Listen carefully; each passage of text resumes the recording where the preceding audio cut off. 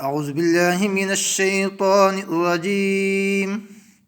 بسم الله الرحمن الرحيم. الرحمن علم القرآن خلق الإنسان علمه البيان. الشمس والقمر بحسبان والنجم والشجر يسجدان والسماء رفعها ووضع الميزان ألا تطغوا في الميزان وأقيموا الوزن بالقسط ولا تخسروا الميزان والأرض وضعها للأنام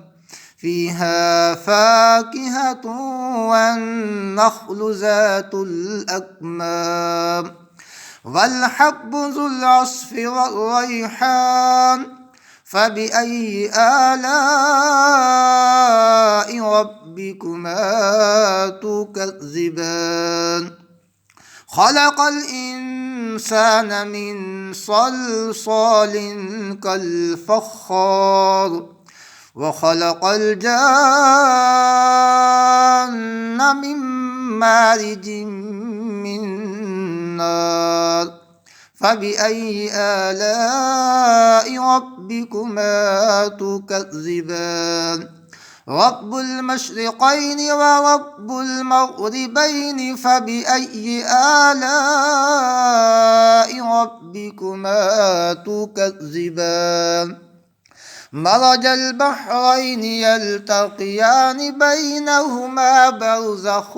لا يبغيان فبأي آلاء ربكما تكذبان يخرج منهما اللؤلؤ والمرجان فبأي آلاء ربكما تكذبان وله الجوار المنشآت في البحر كالأعلام فبأي آلاء ربكما تكذبان كل من عليها فان ويبقى وجه ربك ذو الجلال والإكرام فبأي آلاء ربكما تكذبان يسأله من في السماوات والأرض كل يوم هو في شأن فبأي آلاء ربكما تكذبان سنفرغ لكم أيها الثقلان فبأي آلاء ربكما تكذبان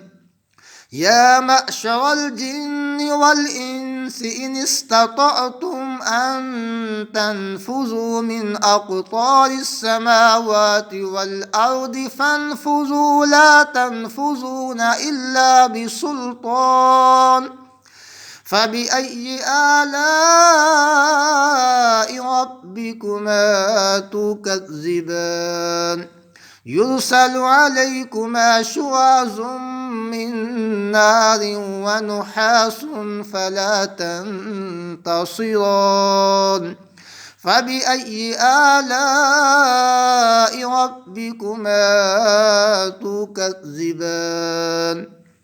فإذا انشقت السماء فكانت وردة كالدهان فبأي آلاء ربكما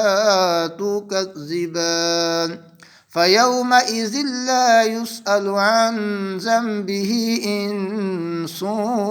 ولا جان فبأي آلاء ربكما تكذبان يعرف المجرمون بسيماهم فيؤخذ بالنواصي والأقدام فبأي آلاء ربكما تكذبان هذه جهنم التي يكذب بها المجرمون يطوفون بينها وبين حميم آن فبأي آلاء ربكما تكذبان ولمن خاف مقام ربه جنتان فبأي آلاء ربكما تكذبان ذواتا أفنان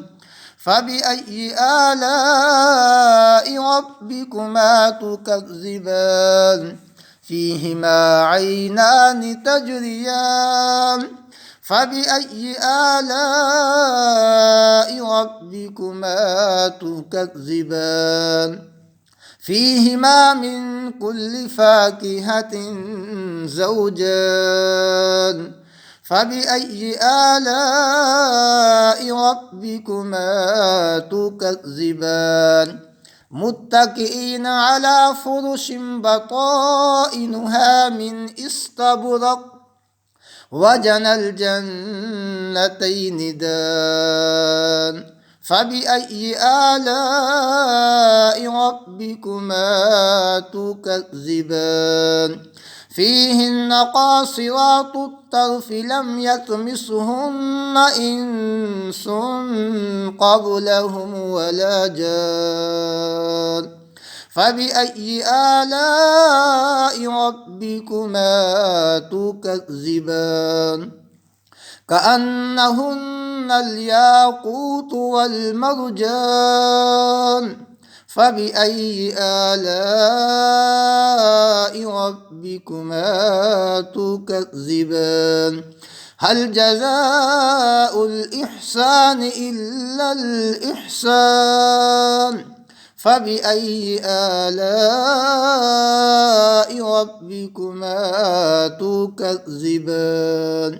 ومن دونهما جنتان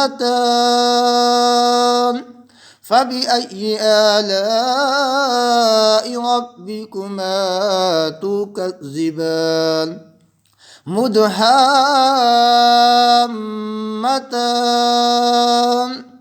فبأي آلاء ربكما تكذبان فيهما عينان نضاختان فبأي آلاء ربكما تكذبان فيهما فاكهة ونخل ورمان فبأي آلاء ربكما تكذبان فيهن خيرات حسان فبأي آلاء ربكما تكذبان حور مقصورات في الخيام فبأي آلاء ربكما تكذبان لم يطمثهن إنس قبلهم ولا جان